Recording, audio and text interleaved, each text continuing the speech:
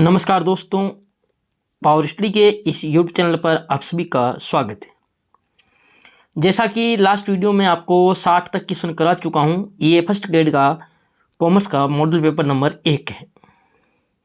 ये जो आपका मॉडल पेपर नंबर 1 है, इसमें टोटल 120 क्वेश्चन है, जिसको मैं वीडियो सॉल्यूशन के द्वारा आपके सामने लेकर के आया हूँ। इसमें 60 तक क्वेश्चन है, मैं आपको लाइव में करवा चुका हूँ। आज अपन फर्स्ट ग्रेड के कॉमर्स के मॉडल पेपर फर्स्ट को जो 60 से आगे क्वेश्चन 60 और बचे हैं उनको करेंगे। आपको यदि वीडियो पसंद आए तो वीडियो को लाइक करना, चैनल को सब्सक्राइब करना और सभी दोस्तों के साथ जो कॉमर्स की फर्स्ट ग्रेड की तैयारी कर रहे हैं उनके साथ शेयर जरूर करें। क्वेश्चन नंबर 61 आपके सामने है। 2000 रुपये की मशीनरी नगद खरीदी, इसका प्रभाव क्या होगा। यानी कि ये आपका फंड फ्लो का क्वेश्चन है कि कोष प्रवाह विवरण है, कोष प्रवाह विवरण नहीं है, रोकड़ प्रवाह विवरण है या ए व सी दोनों। तो क्वेश्चन नंबर जो 61 है इसका राइट आंसर हो जाएगा ऑप्शन डी, यानी ए व सी दोनों। यानी कि यहाँ फंड फ्लो भी है आपका और आपका जो है कैश फ्लो भी है। यानी मशीनरी नगद खरीदी, तो मशीनरी आपकी जो कैसी है, नॉन करंट एसेट्स है, और कैश आपकी कैसी है, करंट एसेट्स है। तो नॉन करंट का करंट के साथ हो रहा है, यहाँ फंड फ्लो भी हो रहा है और कैश फ्लो भी हो रहा है, क्योंकि नगद खरीदी है इसलिए कैश आउटफ्लो हो रहा है। क्वेश्चन नंबर 62 पे चलते हैं। 62 नंबर क्वेश्चन आपको कह रहा है, चालू दायित्वों के मूल्यों में कमी होने पर चालू अनुपात में क्या होगा। अनुपात बढ़ेगा, कम होगा या कोई प्रभाव नहीं पड़ेगा या कोई नहीं। तो अपन देखते हैं कि आपने अगर करंट रेशियो पढ़ा है तो करंट रेशियो का फॉर्मूला होता है करंट एसेट्स बटा करंट लाइबिलिटीज। जो फॉर्मूला होता है करंट एसेट्स बटा करंट लाइबिलिटीज, यानी चालू संपत्तियां बटा चालू दायित्व। अब आप मान लो, अगर मैं देता हूं कि चालू संपत्तियां 1000 रुपये की है और चालू दायित्व आपके 500 रुपये के हैं, तो रेशियो क्या हो जाएगा, 2:1। ये रेशियो हो जाएगा आपका 2:1। अब चालू दायित्वों के मूल्य में कमी होने पर, अगर कमी होती है, मान लो यहाँ चालू दायित्व पहले 500 थे, अब यहाँ मान लो ये आपके 200 हो जाते हैं, कमी होकर के 200 हो जाते हैं, तो रेशियो क्या हो जाएगा 5:1। इसका मतलब चालू दायित्व मूल्य कमी होने पर चालू अनुपात बढ़ता है। राइट आंसर हो जाएगा ऑप्शन ए। क्वेश्चन नंबर 63 आपके सामने है। वित्तीय संस्था द्वारा विनियोग का क्रय है, यानी फाइनेंशियल इंस्टीट्यूशन है, उसकी बात कर रहा है। उसके में ये परिचालन यानी ऑपरेटिंग एक्टिविटी है या इन्वेस्टिंग एक्टिविटी है या आपकी फाइनेंसिंग एक्टिविटी है या उपरोक्त सभी। यानी आपने दो प्रकार की संस्थाएं पढ़ी होगी, वित्तीय संस्थाएं और गैर वित्तीय संस्थाएं। तो वित्तीय संस्थाएं अगर विनियोग क्रिया करती है तो ये आपके जो परिचालन गतिविधि है, ये इसका राइट आंसर हो जाएगा। क्वेश्चन नंबर 64 कह रहा है, कुल क्रय यानी आपने टोटल परचेज 1,45,000 रुपये किया, लेनदारों का प्रारंभिक और अंतिम शेष आपको दे रखा है क्रम से 7,000 और 5,000। आपको ये ज्ञात करना है कि नगद भुगतान की राशि ज्ञात करनी है, परचेज हेतु आपने कितना कैश पेमेंट किया है। तो अपन बात करते हैं। तो इसमें मेरे पास कईयों कमेंट आए थे कि सर कि कुल क्रय इसमें नगद नहीं दे रखा, उधार नहीं दे रखा। तो मैं बता दूं, इससे कोई फर्क नहीं पड़ने वाला क्वेश्चन पर, क्योंकि आपने टोटल परचेज 1,45,000 का किया है, चाहे उसमें नगद है चाहे उधार है। यानी जो लेनदार थे, उधार है तो सीधी सी बात है लेनदार क्या हो जाएंगे, बढ़ जाएंगे। अगर नगद है तो लेनदारों पर कोई इफेक्ट नहीं पड़ेगा, उतने के उतने रहेंगे। यदि पेमेंट कर दिया है तो इसका मतलब लेनदार कम हो जाएंगे। तो टोटल कैश कितना गया ये आपके सीधा सा आ जाएगा। कैसे आएगा, तो अपन जो है टोटल क्रेडिटर्स अकाउंट बनाते हैं जब, तो अपन क्या लिखेंगे, अपन लिखते हैं टोटल क्रेडिटर्स अकाउंट बनाते हैं। यदि आपने बनाया होगा कभी तो आपको पता होगा ज़रूर। तो यहाँ पर अपन बात करें तो आपने टोटल परचेज कितना किया, 1,45,000 का, और देन लेनदारों का प्रारंभिक शेष आपको दे रखा है 7,000 और अंतिम शेष दे रखा है आपको 5,000 रुपये। तो अपने क्या करेंगे, 1,45,000 लिख देंगे। एक सेकंड में लिखता हूँ, 1,45,000 क्या लिख देंगे, 1,45,000, और 1,45,000 में से जो है आपके 7,000 ओपनिंग बैलेंस दे रखा है, इसे जोड़ देंगे, यानी कि ये आपका हो जाएगा 1,52,000। इधर की बात करें, इधर आपका क्लोजिंग बैलेंस आपका कितना है 5,000 रुपये, अपन लिख देते हैं क्लोजिंग बैलेंस। और अब 1,52,000 भी आपको पता है इधर योग आना चाहिए, तो 1,52 में से 5 घटाते हैं तो कितना आता है 1,47,000 रुपये। ये आपने क्या किया है, पेमेंट किया नगद।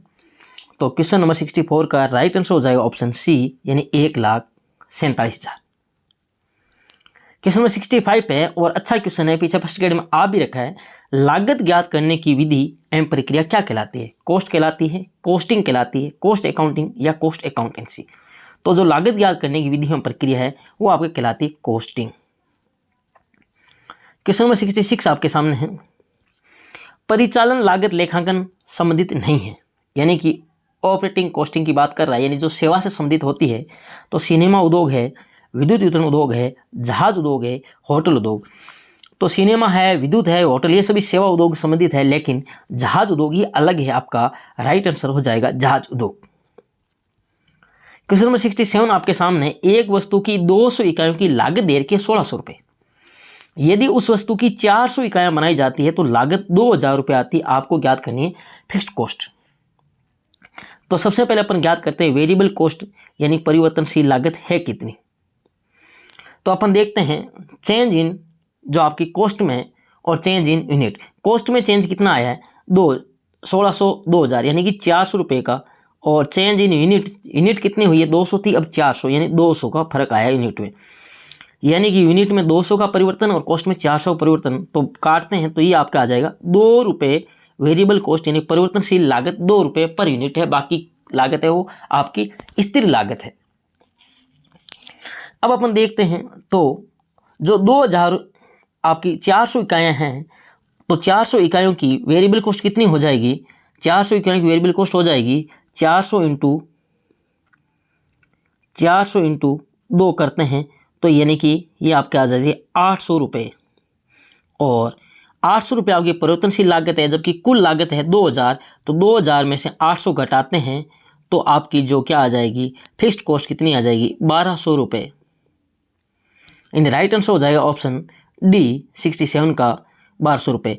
जरूरी नहीं है कि आप जो है 400 इकाइयों से करें, 200 से भी कर सकते हैं। 200 को 2 से गुणा करेंगे तो यानी कितना आ जाएगा 400 रुपये। और टोटल लागत है 1,600 में से 400 जाएगा तो भी क्या आएगा 1,200 ही आएगा। क्वेश्चन नंबर 68 आपके सामने है। 68 नंबर क्वेश्चन आपको क्या कह रहा है? किसी वस्तु की मूल लागत 25,000 रुपये आपको वस्तु की प्राइम कॉस्ट दे रखी है। कारखाना लागत फैक्ट्री कॉस्ट आपको दे रखी है 40,000 रुपये। कार्यालय व्यय कारखाना खर्चों का 2/3 है। आपको ज्ञात करनी है प्रोडक्शन कॉस्ट, यानी उत्पादन लागत। एक आपने कभी कॉस्ट शीट में देखा होगा, तो मैं आपको बता दूं RPF AF CST ये क्या है? ये आपके कॉस्ट शीट को जो है आपको किस प्रकार चलता है कंटिन्यू, तो अपन देख सकते हैं। रॉ मटेरियल कंज्यूम्ड है, उसके बाद प्राइम कॉस्ट आती है, उसके बाद फैक्ट्री कॉस्ट आती है, उसके बाद अपने एक्चुअल फैक्ट्री कॉस्ट याद करते हैं, उसके बाद अपने जो है कॉस्ट ऑफ प्रोडक्शन आती है, कॉस्ट ऑफ गुड सोल्ड आती है, और टोटल कॉस्ट। इस प्रकार अपन क्या कर सकते हैं ज्ञात कर सकते हैं। तो देखो प्राइम कॉस्ट आपको यहाँ दे रखी है 25,000 रुपये है। मैं यहाँ लिख देता हूँ, ये लिख देता हूँ 25,000 रुपये, ये आपकी होगी प्राइम कॉस्ट 25,000 रुपये।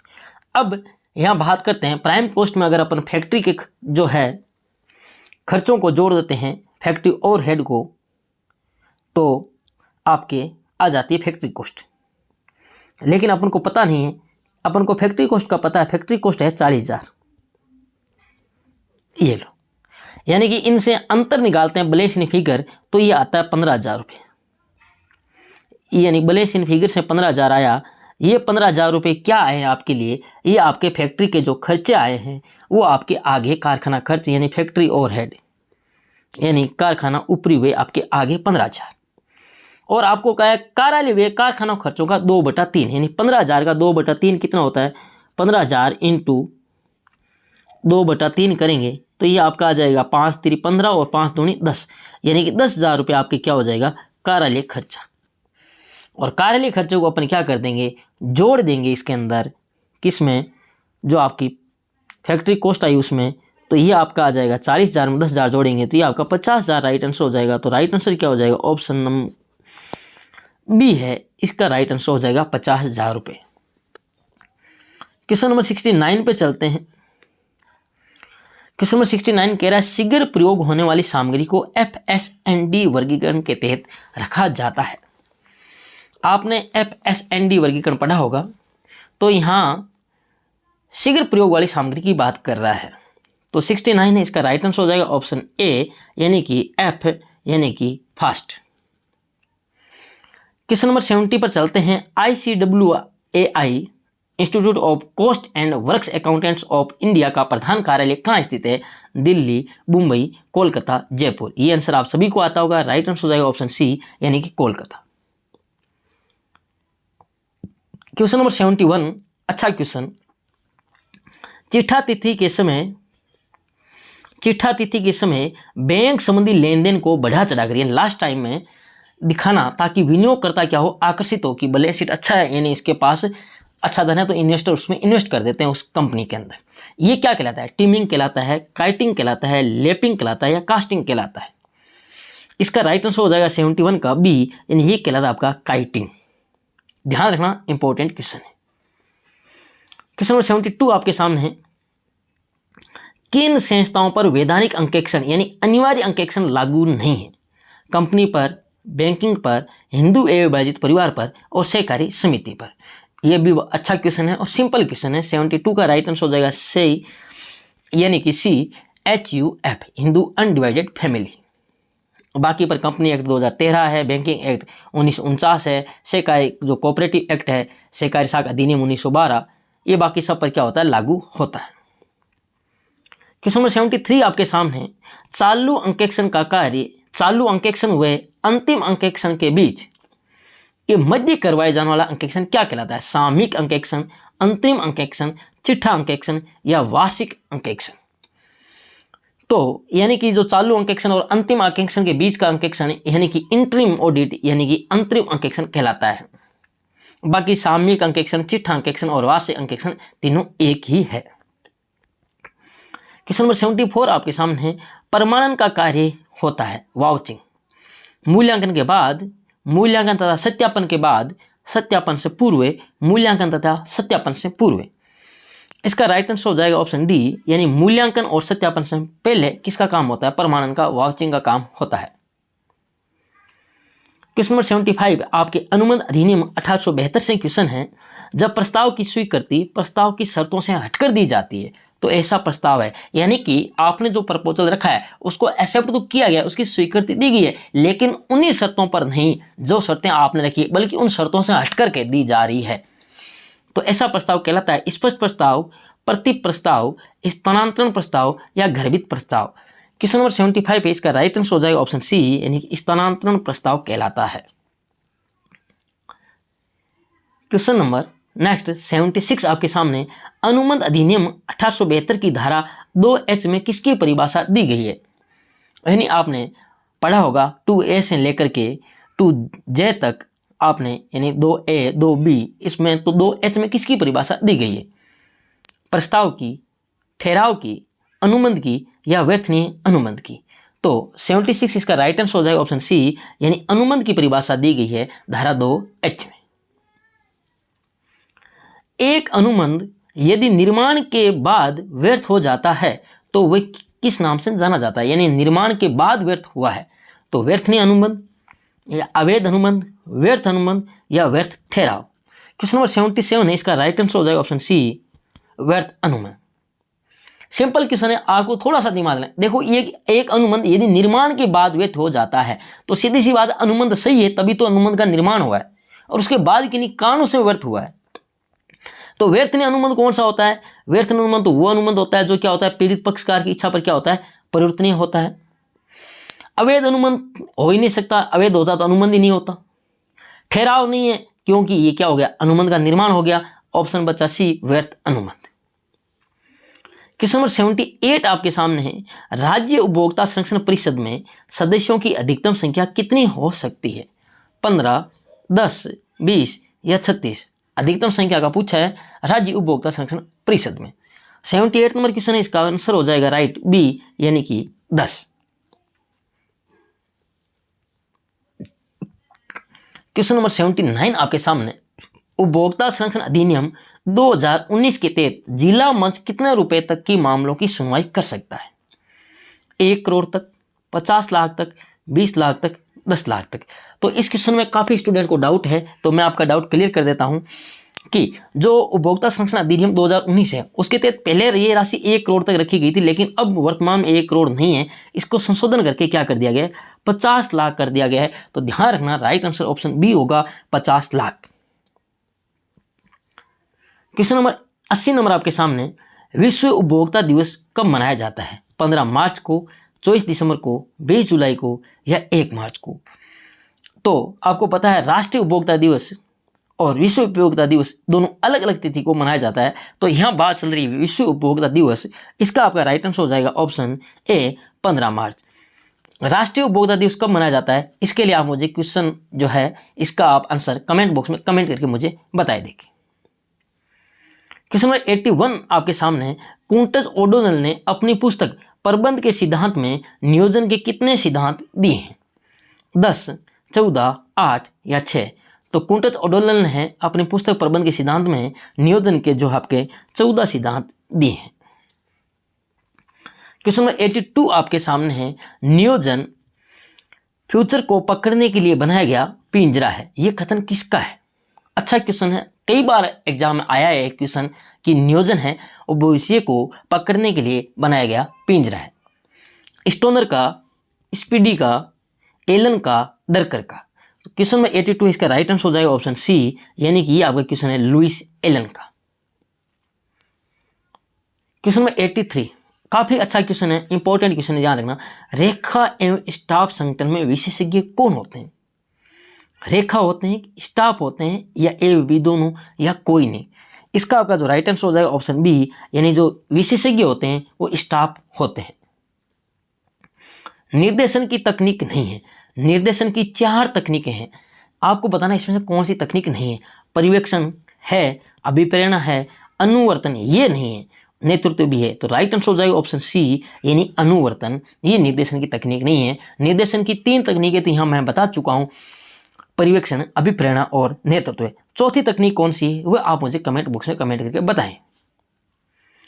क्वेश्चन नंबर 85 आपके सामने है, नेतृत्व की किस प्रणाली में सभी अधिकार नायक के पास होते हैं, यानी कर्ता सर्वस्व नायक ही होता है? ऐसी प्रणाली कहलाती है निदेशात्मक प्रणाली, उदारवादी प्रणाली, प्रजातांत्रिक प्रणाली या स्वतंत्रतावादी प्रणाली? तो ऐसी प्रणाली कहलाती है आपकी निदेशात्मक प्रणाली, जिसमें सभी अधिकार किसके पास होते हैं? नायक के पास, यानी जिसे अपन निरंकुशवादी प्रणाली भी कहते हैं। क्वेश्चन नंबर 86 पे चलते हैं। रेंसिस लिकट ने, इंपॉर्टेंट है, रेंसिस लिकट ने प्रबंध का हृदय किसे कहा है? आपसे पूछा जा सकता है प्रबंध का हृदय किसको, किसने कहा है? रेंसिस लिकट ने कहा है, किसे कहा है? नियोजन को कहा है, नियंत्रण को कहा है, अभिप्रेरणा को कहा है या संप्रेषण को कहा है? तो राइट आंसर हो जाएगा ऑप्शन सी, यानी अभिप्रेरणा को रेंसिस लिकट ने प्रबंध का हृदय कहा है। क्वेश्चन नंबर 87 आपके सामने है। HRM यानी ह्यूमन रिसोर्स मैनेजमेंट मानव संसाधन प्रबंध की विशेषता नहीं है। ध्यान रखना, यहाँ पूछा नहीं है, ये निरंतर प्रकृति का नहीं है, ये सामान्य प्रबंध का एक कार्य है। HRM की दोहरी भूमिका होती है, इसमें भर्ती, चयन, प्रशिक्षण शामिल है। तो ये बात तो बिल्कुल सही है, इसमें भर्ती भी शामिल होती है, चयन भी शामिल होता है, प्रशिक्षण भी शामिल होता है। HRM की दोहरी भूमिका होती है, ये बात भी सही है। ये सामान्य प्रबंध का एक कार्य, ये बात भी सही है, लेकिन सही क्या नहीं है? सही ये नहीं है ऑप्शन ए, ये निरंतर प्रकृति का नहीं है, ये बात गलत है, ये निरंतर प्रकृति का होता है। क्वेश्चन नंबर 88 बहुत अच्छा क्वेश्चन है। 88 भर्ती का आंतरिक स्रोत नहीं, आपने पढ़े होंगे भर्ती के स्रोत, आंतरिक स्रोत और बाहरी स्रोत। यह आंतरिक स्रोत नहीं है, स्थानांतरण, प्रशिक्षु, प्रतिनियुक्ति, पदोन्नति। तो मैं बता दूं, स्थानांतरण भी आंतरिक स्रोत है, प्रशिक्षु भी, यानी जो ट्रेनिंग होते हैं उन्हें अपन प्रशिक्षु बोलते हैं, वो भी आंतरिक स्रोत है, पदोन्नति भी आंतरिक स्रोत है, लेकिन प्रतिनियुक्ति आंतरिक स्रोत नहीं है। क्वेश्चन नंबर 89 आपके सामने, निम्न में से कौन सा कथन ए सत्य नहीं है? कौन सा कथन ए सत्य नहीं, यानी गलत नहीं है? प्रशिक्षण एवं विकास ए समान है, चयन एक सकारात्मक प्रक्रिया है, भर्ती एक नकारात्मक प्रक्रिया है, मानव संसाधन नियोजन मानव से संबंधित नहीं है। क्वेश्चन ध्यान रखना, अच्छा क्वेश्चन बनाया है।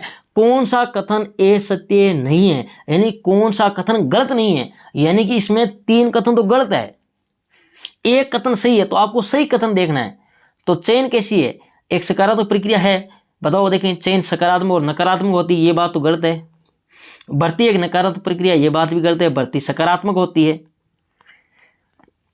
मानव संसाधन नियोजन मानव से संबंधित नहीं है, ये बात भी गलत है, क्योंकि मानव संसाधन नियोजन तो HR प्लानिंग होती है, वो मानव से संबंधित होती है। प्रशिक्षण और विकास असमान है, ये बात सही है। जो है प्रशिक्षण एवं विकास क्या है, असमान है, क्यों प्रशिक्षण और विकास क्या है, जो आपका असमान है, दोनों समान नहीं है, ये बात बिल्कुल सही है। प्रशिक्षण अलग होता है, विकास अलग होता है। ध्यान रखना, कई बार ऐसे क्वेश्चनों में आपको एग्जामिनर फंसाने की कोशिश करता है।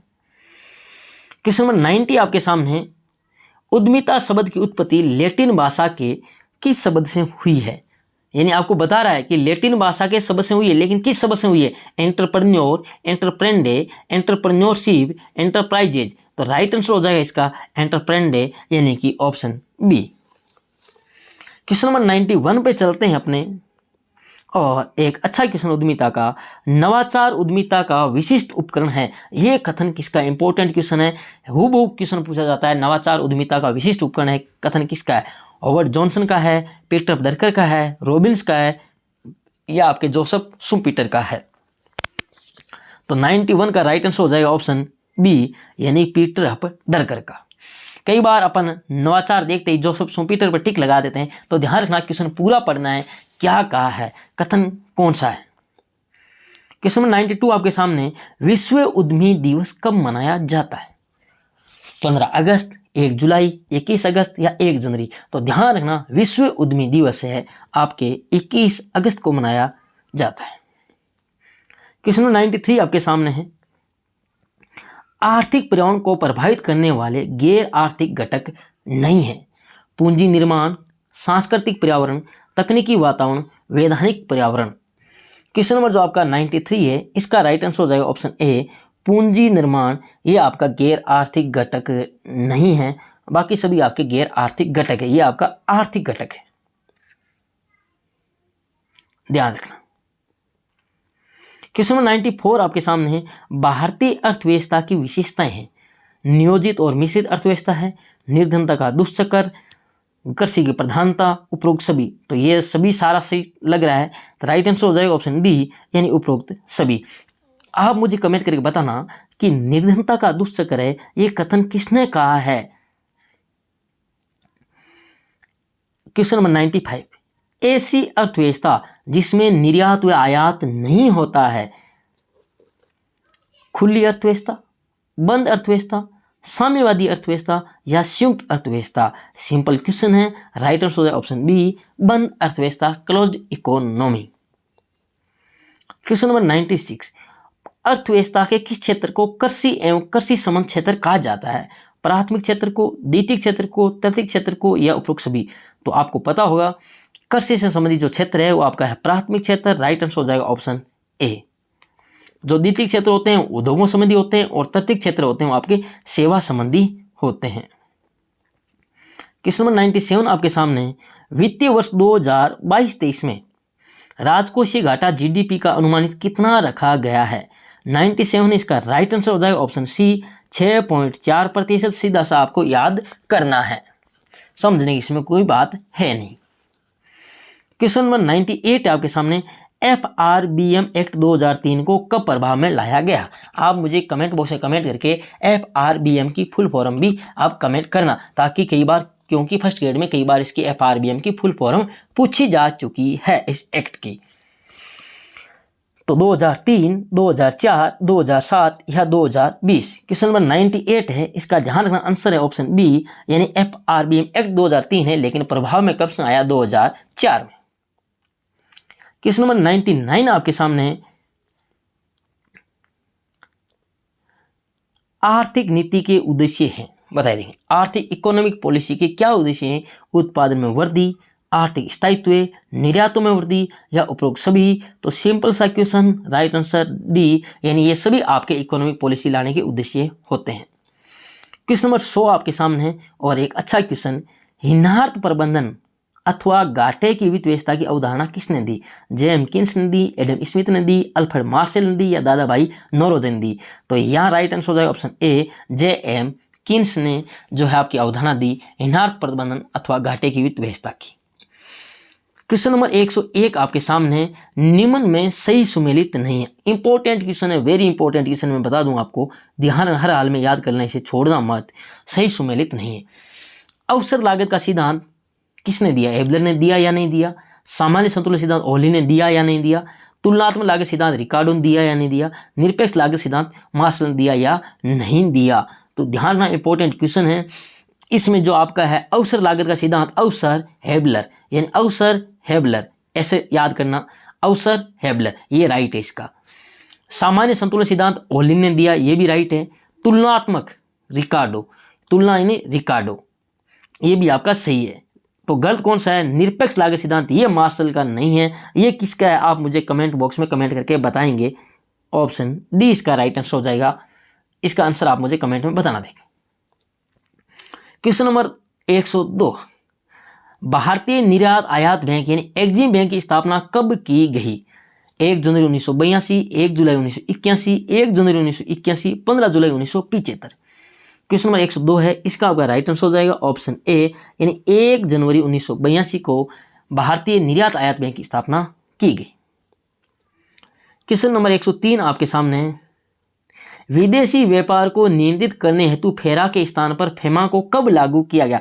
ध्यान रखना, अच्छा क्वेश्चन है। फेरा के स्थान पर फेमा, और ये है कौन सा? 1999, 2000, 2001, 2002। अब यहाँ पर कई स्टूडेंट इसका आंसर गलत दे देंगे। वो क्या करेंगे? 103 नंबर क्वेश्चन का आंसर दे देंगे, ऑप्शन ए दे देंगे, यानी 199, तो आपका हो जाएगा गलत। 1999 दे देंगे तो आपका हो जाएगा गलत। राइट आंसर इसमें क्या हो जाएगा? ऑप्शन बी, यानी कि 2000। फेमा 1999 है, पर लागू कब किया गया? फेमा को 2000 में किया गया। इस बात का विशेष तौर से ध्यान रखना है आपको ऐसी चीजों का। क्वेश्चन नंबर 104 आपके सामने है, निम्नलिखित में से किस वर्ष भारत का विदेशी व्यापार संतुलन अनुकूल रहा? यानी अब तक भारत का विदेशी व्यापार संतुलन है वो 2 बार अनुकूल रहा है। कितनी बार अनुकूल रहा है? 2 बार। तो आपको बताना किस वर्ष अनुकूल रहा, 1976-77, 1971-72, 2004-05 या 1990-91। तो 90-91 का तो कोई औचित्य नहीं है, क्योंकि उसमें तो आपको पता है 24 जुलाई 1991 को जो है न्यू इकोनॉमिक पॉलिसी यानी एलपीजी नीति लागू की गई थी। उस समय तो बिल्कुल ही अनुकूल नहीं रहा। 2 बार अनुकूल रहा है। कब कब रहा है और कितने रुपयों से रहा है, ये भी आपको ध्यान में रखना है। इसका आपका जो राइट आंसर हो जाएगा ऑप्शन ए, यानी 1976-77 दूसरी बार रहा था 1976-77 में। इससे पहले कब रहा था ये आप मुझे कमेंट करके बताना, और कितने रुपए से रहा। क्वेश्चन नंबर 105 आपके सामने है, भारत में राष्ट्रीय आय की गणना सर्वप्रथम किसके द्वारा की गई? VKRV राव, फिंडले सिराज, दादा भाई नौरोजी, साइमन कुजनेट्स। इसका आपका राइट आंसर हो जाएगा ऑप्शन सी, दादा भाई नौरोजी। कब की थी? इन्होंने एक पुस्तक भी लिखी थी, धन के निष्कासन का सिद्धांत, है ना। तो ध्यान रखना, इनके द्वारा की गई थी। क्वेश्चन नंबर 106 आपके सामने, राष्ट्रीय आय की गणना की विधि नहीं है। कौन सी विधि राष्ट्रीय आय की गणना की विधि नहीं है? मूल्यवर्धित विधि, आय विधि, व्यय विधि, निवेश विधि। तो आपको पता है मूल्यवर्धित विधि भी है, आय विधि भी है, व्यय विधि भी है, लेकिन निवेश विधि नहीं है। राइट आंसर ऑप्शन डी हो जाएगा। क्वेश्चन नंबर 107 पे चलते हैं, जीएनपी के संबंध में सही है। यानी जीएनपी यानी कि ग्रोस नेशनल प्रोडक्ट, यानी कि सकल राष्ट्रीय उत्पाद। सकल राष्ट्रीय उत्पाद क्या होता है? जो जीडीपी होता है उसका संबंध देश की भौगोलिक सीमा से होता है, लेकिन जीएनपी का संबंध देश के नागरिकों से होता है, चाहे वो नागरिक भारत में उत्पादन कर रहे हैं वस्तुओं सेवाओं का या किसी दूसरे देश में कर रहे हैं, वो भारत की जीएनपी का हिस्सा होते हैं, लेकिन वो भारत की जीडीपी का हिस्सा नहीं होते हैं। यहाँ पूछा जीएनपी के संबंध में सही है, एनएनपी माइनस मूल्यह्रास, जीएनपी प्लस मूल्यह्रास, एनएनपी प्लस मूल्यह्रास या एनएनपी प्लस प्रत्यक्ष कर। तो इसका आपका जो राइट आंसर हो जाएगा, तो आप देख सकते हैं एनएनपी में से मूल्यह्रास घटाते हैं तो यहाँ क्या आएगा? एनएनपी मूल्यह्रास घटाते हैं। आपको पता है जीएनपी में से मूल्यह्रास घटाते हैं तो आता है एनएनपी। एनएनपी में अगर मूल्यह्रास को वापस जोड़ दिया जाए तो जीएनपी आएगा, तो इसका मतलब यह भी गलत है आपका। इस प्रकार ऑप्शन बी भी आपका क्या है? जीएनपी में मूल्यह्रास जोड़ रखा है, ये भी गलत हो गया। ऑप्शन सी क्या कह रहा है, एनएनपी में मूल्यह्रास, एनएनपी में मूल्यह्रास जोड़ेंगे तो जीएनपी आ जाएगा। राइट आंसर सी बिल्कुल सही है और ऑप्शन डी भी गलत है आपका। क्वेश्चन नंबर 108 पे चलते हैं। अच्छा क्वेश्चन, राष्ट्रीय आय की गणना करते समय वस्तु एवं सेवाओं के कौन से मूल्य को शामिल किया जाता है? परवर्ती मूल्य, मध्यवर्ती मूल्य, प्रारंभिक मूल्य या अंतिम मूल्य? तो आप सबको पता होगा, सिंपल सा क्वेश्चन है। राष्ट्रीय आय की गणना करते समय वस्तु एवं सेवाओं के कौन से मूल्य को शामिल किया जाता है? अंतिम मूल्य को ही शामिल किया जाता है। कई बार यहाँ अंतरिम मूल्य भी लिखा होता है। कौन सा मूल्य? अंतरिम। कौन सा मूल्य भाई? अंतरिम। तो ध्यान रखना, अंतरिम का मतलब मध्यवर्ती ही होता है। एग्जामिनर आपको कंफ्यूज करने के लिए ही अंतरिम शब्द का यूज करता है, ताकि आप अंतिम की बजाय अंतरिम पे टिक कर दें और आपका आंसर गलत हो जाए। क्वेश्चन नंबर 109 आपके सामने, प्रबंध लेखांकन का उद्देश्य है। मैनेजमेंट अकाउंटिंग का उद्देश्य किसमें है? नियोजन में है, निर्णय में है, नियंत्रण में है या निर्देशन में? तो राइट आंसर निर्णय में, यानी कि मैनेजमेंट अकाउंटिंग है वो आपके निर्णय संबंधी होती है, यानी आपको डिसीजन लेने में मदद करती है। 110 नंबर क्वेश्चन आपके सामने है। यदि कच्चे माल की खपत 8,42,000 रुपये दे रखी है और कच्चे माल का स्टॉक दे रखा है रुपये 1,24,000, तो कच्चे माल की रूपांतरण अवधि यानी कंजर्वेशन जो पीरियड है, कन्वर्जेशन, वो पीरियड अवधि क्या होगी? क्वेश्चन नंबर 110 आपके सामने। तो इसको आप कैसे करेंगे? तो ध्यान रखना, ऐसे क्वेश्चन करने के लिए आपको क्या फॉर्मूला पता होना चाहिए। तो कच्चे माल का स्टॉक कितना दे रखा है यहाँ? 1,24,000, तो 1,24,000 लिखो आप, उसके बाद बट्टा में लिख दो 8,42,000 और साल में दिन कितने होते हैं? 365, तो गुना कर दो 365। तो करेंगे तो 3 जीरो से 3 जीरो ये चली जाएगी और फिर अपन काटा छाटी इसको कर लेंगे। तो काटा छाटी कर लो आप। 4 का भाग जाता है क्या? 4 का भाग तो नहीं जाता। 2 का भाग दे दो इसमें, ये 6 हो जाएगा, ये 62 हो जाएगा। ये आपका 4, 2, 1 और अब जाता है इसमें 62 का भाग जाता होगा शायद। तो 62 का भाग कितनी बार जाता है इसमें? मैं पेन से कर लेता हूँ, आप इसको कर लेना। जो आप अगर इसको काटा छाटी करेंगे तो आपका जो आंसर है वो आ जाएगा 54 दिन। कितना दिन आएगा?